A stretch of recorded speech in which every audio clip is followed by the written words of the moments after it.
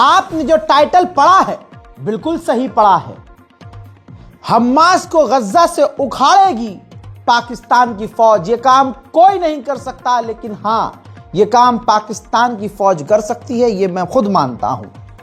लेकिन यह पूरी दुनिया के मुसलमानों के लिए झटका है। पाकिस्तान क्या सच में यह करने वाला है? तो जी हां, पाकिस्तान की आवाम चू नहीं है। पाकिस्तान की आवाम पहले से ही विरोध कर रही है। पाकिस्तान की विपक्ष की पार्टियां, पाकिस्तान के लोग, पाकिस्तान की तंजीमें पाकिस्तान सरकार का विरोध कर रही हैं कि यह नहीं होना चाहिए। दोस्तों, क्यों नहीं होना चाहिए? पाकिस्तान के आसिम मुनीर ने पिछले 2-3 महीने में जो यूएई, अरब देशों का, अमेरिका का दौरा किया, उसका एक मेन मकसद था कि गाजा के अंदर अपनी पाकिस्तान की फौज को भेजना अच्छी रकम पर। यानी जो पाकिस्तान के फौजी गज्जा में जाएंगे, सरकार, पाकिस्तान की जो सरकार है, इसके लिए अच्छी कीमत वसूलेगी अमेरिका से, और उनमें से कुछ अच्छा पैसा, मतलब ऐसा भी नहीं है कि सारा पैसा खुद ही खा जाएगी, पाकिस्तान के फौजियों को देगी।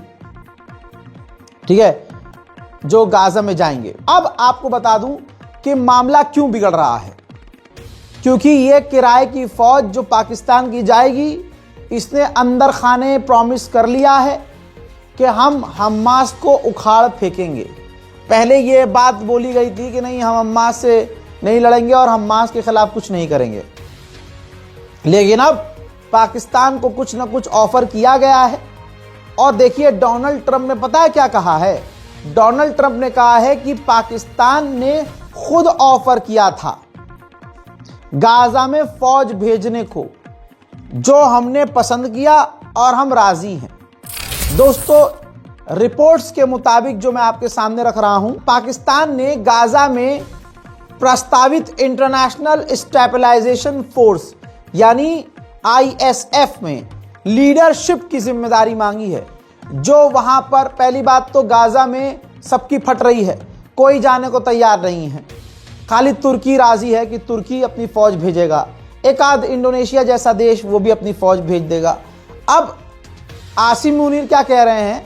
आसिम मुनीर की मांग ये है कि जो आईएसएफ इंटरनेशनल स्टेबलाइजेशन फोर्स जो गाजा के अंदर होगी, उसका लीडर पाकिस्तान बनेगा और उस पूरी इंटरनेशनल फौज को कंट्रोल करने वाला पाकिस्तानी कमांडर होगा जो गाजा में जाएगा। यहां तक भी सही था। पाकिस्तान और मुसलमान और मुस्लिम देशों को प्रॉब्लम यहां से है कि आसिम मुनीर ने मान लिया है कि वो हमास को खदेड़ देंगे, यानी एक तरह से इजराइल के लिए काम करेंगे। इसकी डील लगभग हो चुकी है। बहुत जल्द आप अपनी आंखों से देखेंगे कि जो मिडिल ईस्ट का, अमेरिका का सेंटॉम का कमांडर है, वो बहुत जल्द पाकिस्तान जाने वाला है। रुक जाइए, सिर्फ यही नहीं, पाकिस्तान पहुंचेगा अमेरिका का डिफेंस मिनिस्टर। उल्टा तमाम अमेरिकी और इजरायली ऑफिशियल पाकिस्तान की तरफ बढ़ रहे हैं, उल्टा खुद पाकिस्तान की तरफ आ रहे हैं। रिपोर्ट में लिखा गया है, पाकिस्तान की सेना ने हमास से हथियार छीनने के लिए बनाई जा रही फोर्स में शामिल होने के लिए कुछ शर्तें रखी हैं, जिनमें कुछ शर्तें राजनीतिक, सैन्य और आर्थिक हैं। यानी पाकिस्तान पैसे लेकर गाजा में हमास के लड़ाकों से युद्ध करेगा। अमेरिका पहले ही कह चुका है कि पाकिस्तान ने गाजा शांति सेना में शामिल होने का ऑफर खुद दिया है और अमेरिका इसका स्वागत करता है। हालांकि पाकिस्तान के अंदर गाजा में पाकिस्तान की सेना भेजने को लेकर विरोध चल रहा है। मामले से जुड़े सूत्रों के हवाले ने एजेंसियों को बताया है कि इस्लामाबाद चाहता है कि अगर इंटरनेशनल स्टेबलाइजेशन फोर्स को तैनात किया जाता है तो उसकी सेना गाजा में आईएसएफ की कमान संभालेगी, जिसका नेतृत्व एक सीनियर पाकिस्तानी जनरल करे। पाकिस्तान क्या जिम्मेदारी दी जाएगी, फिलहाल ये क्लियर नहीं है। इसको लेकर कोई फैसला नहीं हुआ है। अंतर्राष्ट्रीय समर्थन पर निर्भर करेगा ये सारा मामला, और पाकिस्तान को रोल क्या मिलेगा, ये सब कुछ इंटरनेशनल वोटिंग के बाद होगा। यानी पाकिस्तान की फौज पाकिस्तानियों के दिलों को कुचल के हमास से लड़ेगी, फिलिस्तीनियों से लड़ेगी और गाजा को आज़ाद करा के इजराइल को सौंपेगी। इसका विरोध ऑलरेडी पाकिस्तान में तगड़े लेवल पर चल रहा है। इजराइल ने ऐलान कर दिया कि हमारे लिए पहले नंबर पर खतरा ईरान है, दूसरे नंबर पर खतरा तुर्की है। और इसके बाद इजराइल ने साइप्रस और ग्रीस के लीडरों को बुला लिया अपने मुल्क और डील कर ली उनसे। साइप्रस और ग्रीस तुर्की के सबसे बड़े दुश्मन हैं। ऐसे में तुर्की के अखबार ने, सरकारी अखबार ने, नेशनल अखबार ने पहले पन्ने पर, फ्रंट पर छाप दिया है, यानी सफक अखबार ने कहा कि इजराइल अब हमारा पहला सबसे बड़ा खतरा है।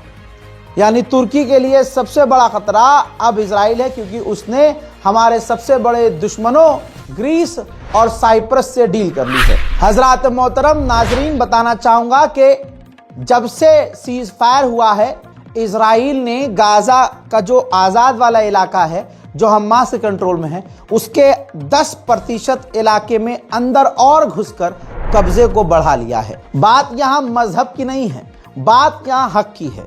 जो हक बोलेगा, जैसे आप मोदी से सवाल कर लेंगे तो चाहे आप पंडित क्यों ना हो, आप आतंकवादी कहलाएंगे, देशद्रोही कहलाएंगे। ऐसे ही आप इजरायली क्यों ना हो, आप अंग्रेज क्यों ना हो, आप यहूदी क्यों ना हो, आप ईसाई क्यों ना हो, अगर आप इजराइल का विरोध करेंगे तो आपको सजा मिलेगी।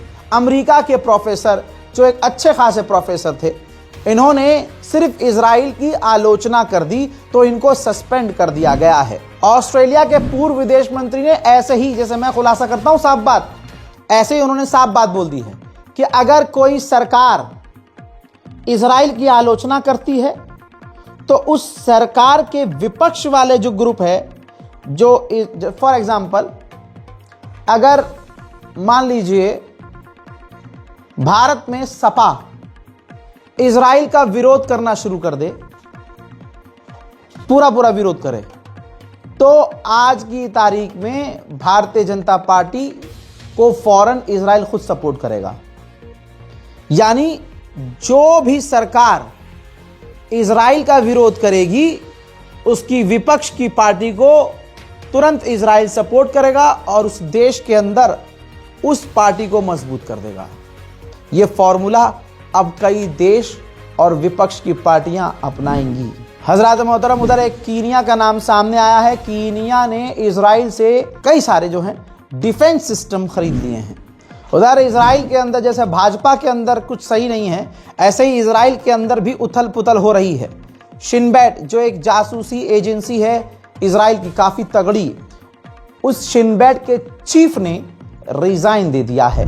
लीजिए, उधर तुर्की ने नमक छिड़क दिया है जख्म पर। तस्वीर देखिए, तुर्की के विदेश मंत्री ने हमास की डेलीगेशन से ऐसे मुलाकात की जैसे दो सगे भाई मिलते हैं। तो जाहिर सी बात है, इजराइल के पिछवाड़े में आग तो लगेगी।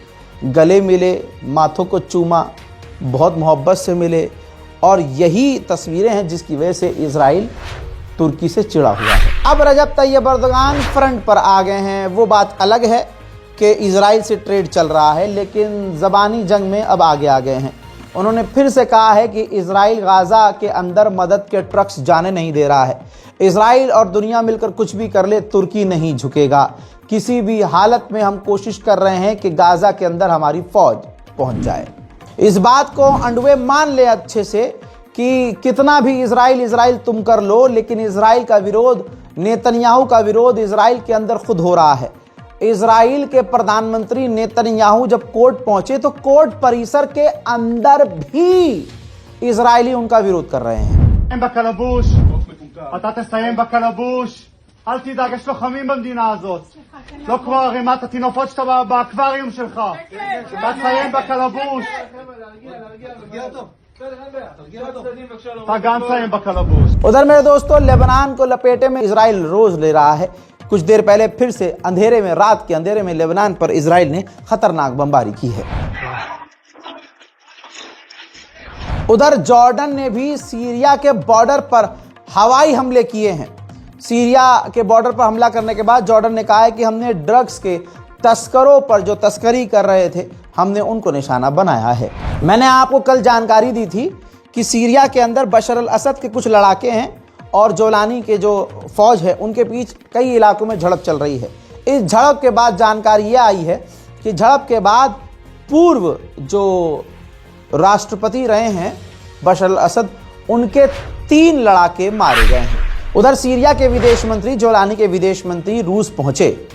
रशिया के विदेश मंत्री ने आधिकारिक तौर पर ऐलान करके कहा कि हम हर मुसीबत में और हर परेशानी में सीरिया की गवर्नमेंट के साथ हैं। मेरे दोस्तों, तुर्की और रशिया को सामने देखकर इजराइल ने यह दिमाग चलाया कि सीरिया के अंदर एक वक्त के लिए तुर्की हमारे लिए खतरा है, रशिया नहीं। तो अब रशिया को वो मान चुका है कि सीरिया के अंदर रह सकता है, अप्रूवल दे चुका है। वो अपने लिए यानी इजराइल अपने लिए सीरिया में रूस को खतरा कम और तुर्की को ज़्यादा मान रहा है। लिहाजा सीरिया और इजराइल के बीच मीडिएशन करवाने के लिए रशिया कूद गया है और रशिया मीडिएशन करवाए इस पर इजराइल राजी हो गया है। बस वो तुर्की को बर्दाश्त नहीं करना चाहता। यानी आप समझ सकते हैं खतरा दोनों से है, लेकिन ज़्यादा खतरा तुर्की से है और बीच में बातचीत करके रशिया से अपने मामला इजराइल सही करने की कोशिश कर रहा है ताकि तुर्की कम से कम सीरिया से बाहर रहे। बहरहाल ये मिडिल ईस्ट के वो हालात हैं जो आपको कहीं और बताने वाला नहीं मिलेगा। लिहाजा इस रिपोर्ट को शेयर कीजिए। गाज़ा फ़िलिस्तीन तक मदद पहुंचाने में अगर आप अपनी 1% उंगली लगाना चाहते हैं तो इस बार कोड का इस्तेमाल कीजिए, अकाउंट डिटेल का इस्तेमाल कीजिए ताकि आप 1 उंगली चलाएं और गाज़ा में किसी एक बच्चे को खाना एक वक्त का तो हम खिला सकें। इस रिपोर्ट को शेयर कीजिएगा, अपनी राय कमेंट में ज़रूर लिखिएगा, चैनल को सब्सक्राइब ज़रूर कीजिएगा। जय हिंद।